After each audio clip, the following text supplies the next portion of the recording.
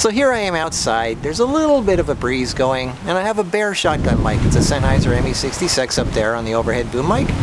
And you might hear an occasional little rumbling and rustling as the wind is going by, hitting the microphone. That's why you should always have something like this on there.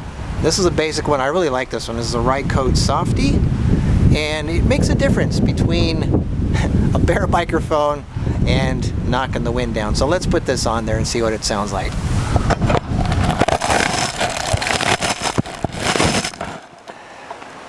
So, first thing you're going to notice is it's a little quieter, obviously, because you've got something around the microphone, but the wind should be taken down quite a bit, and it should be a lot softer. So anytime you go outside, you should always have at least something like this on there.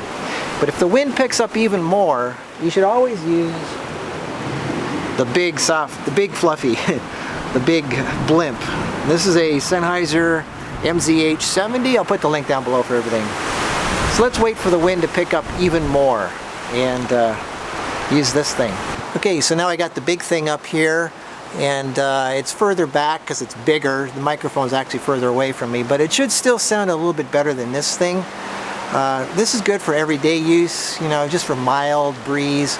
But if the wind picks up any and it's a little bit more motion in the air, then you should use the big thing like this.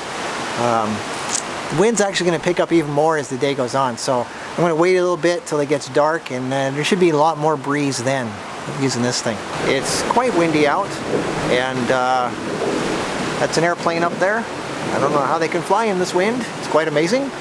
And anyway, so this is a Sennheiser ME66 shotgun mic with a furry thing, wind blimp thingamajig on a boom arm, going to a Panasonic VX981 camcorder. I just plugged it right into the mic jack, nothing special. It's quite windy. There's an airplane up there braving the wind. And this is what it sounds like when you take the furry thing off and it's just the raw shotgun mic going into the camcorder. Alright, lavalier microphones. Yes, you can put a fuzzy ball of fur on the lavalier microphone, but honestly, I would rather get a prostate exam before I was caught with one of these things on me.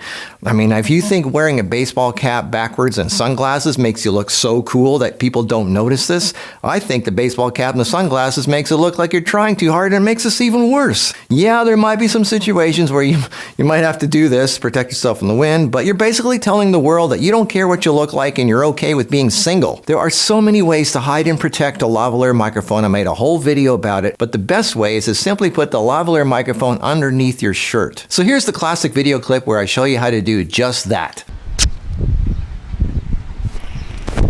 Okay, what you do is you fold this thing into triangles like this, the sticky side out.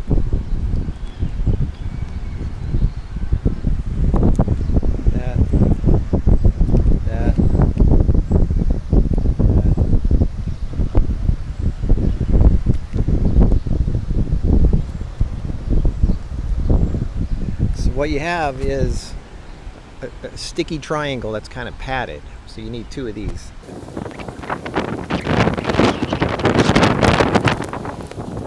That was a sloppy one. Okay, anyway, so what you do is you take your microphone and you stick it just barely under the edge there, like that. And then you take the other one, you hear the wind. You see, hear the wind? You still hearing the wind, all right? Wind on the microphone?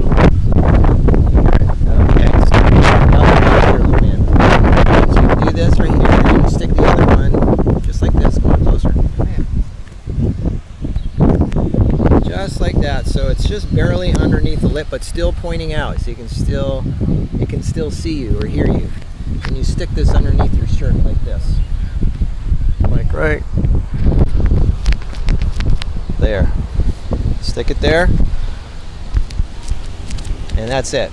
Now it's underneath your shirt, and it should be a lot quieter now. And if you can, try to position yourself with your back to the wind so you have no wind up here and your microphone is nice and quiet. And if you follow all these things, you should be able to make it back to your editing computer and be able to clean up the rest with post-processing. So, that's how you get good audio and wind. I hope this helped you somehow. Tell your friends about Marcus Picks. I'll see you next week.